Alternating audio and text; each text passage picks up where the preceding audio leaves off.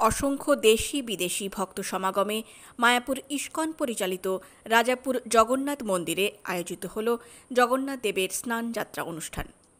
আজ বুধবার সকাল থেকে মায়াপুর ইস্কন পরিচালিত রাজাপুর জগন্নাথ মন্দিরে দেশ বিদেশ থেকে আসা অসংখ্য ভক্তদের উপস্থিতিতে শুরু হয় ভগবান জগন্নাথ দেবের স্নান যাত্রা মহা মহোৎসব। এদিন ভোরে মঙ্গল আরতি দিয়ে শুরু হয় জগন্নাথ দেবের স্নান যাত্রা উৎসব। ভক্তরা দীর্ঘক্ষণ লাইনে দাঁড়িয়ে জগন্নাথ, বলরাম, সুভদ্রাকে সুগন্ধি জল ও ভক্তি ও শ্রদ্ধা দিয়ে স্নান করতে দেখেন। কথিত আছে, জ্যৈষ্ঠের পূর্ণিমা তিথিতে ধরাধামে আবির্ভূত হন ভগবান জগন্নাথ দেব।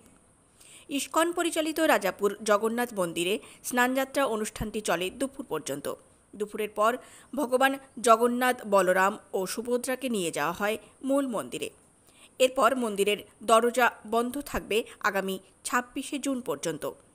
আগামী ২৭শে জুন রথযাত্রা উৎসবে ৩টি সুসজ্জিত রথে জগন্নাথ দেব, বলরাম এবং সুভদ্রাকে নিয়ে রাজাপুর জগন্নাথ মন্দির থেকে মায়াপুর ইস্কন চন্দ্রোদয় মন্দিরে অস্থায়ী গণ্ডিচায় পৌঁছাবে ভক্তদের নিয়ে। ওই দিনই ভগবান জগন্নাথ দেবের আবার দর্শন পাবেন ভক্তরা। আজ শুভদিন, ভগবান জগন্নাথ দেবের আবির্ভাব তিথি মহা মহোৎসব স্নান যাত্রা। ইস্কনের প্রধান কেন্দ্র শ্রীধাম মায়াপুরের শাখা কেন্দ্র রাজাপুর জগন্নাথ মন্দিরে যথাযথ ধর্মীয় উৎসাহ উদ্দীপনার সঙ্গে এই উৎসব পালন করা হচ্ছে দুদিন ব্যাপী, এবং এখানে জাতি, ধর্ম, বর্ণ নির্বিশেষে দেশ বিদেশের হাজার হাজার ভক্তবৃন্দ উপস্থিত হয়েছেন। এবং এই প্রশান্ত পল্লী এখন মিনি ওয়ার্ল্ডে পরিণত হয়েছে জগন্নাথ দেবের স্নান যাত্রাকে কেন্দ্র করে। এবং বৎসরে একমাত্র এই দিনটিতেই সমস্ত মানুষ তারা জগন্নাথ দেবকে মহা অভিষেক স্নান করাবার সুযোগ পান। অন্য দিনটিতে সম্ভব নয়। এবং জগন্নাথ দেবের জ্বর হয়, কথিত আছে তিনি আবার জ্বরাক্রান্ত হয়ে তিনি অবসর জীবনযাপন করেন, গৃহবন্দী থাকেন।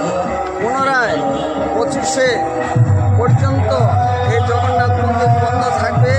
26শে হবে নেত্র উৎসব এবং 27 তারিখে 3টি সুসজ্জিত রথে জগন্নাথ, বলদেব এবং সুভদ্রা মহারানী 5 কিলোমিটার অতিক্রম করে রাজাপুর জগন্নাথ মন্দির থেকে মায়াপুরে যাবেন।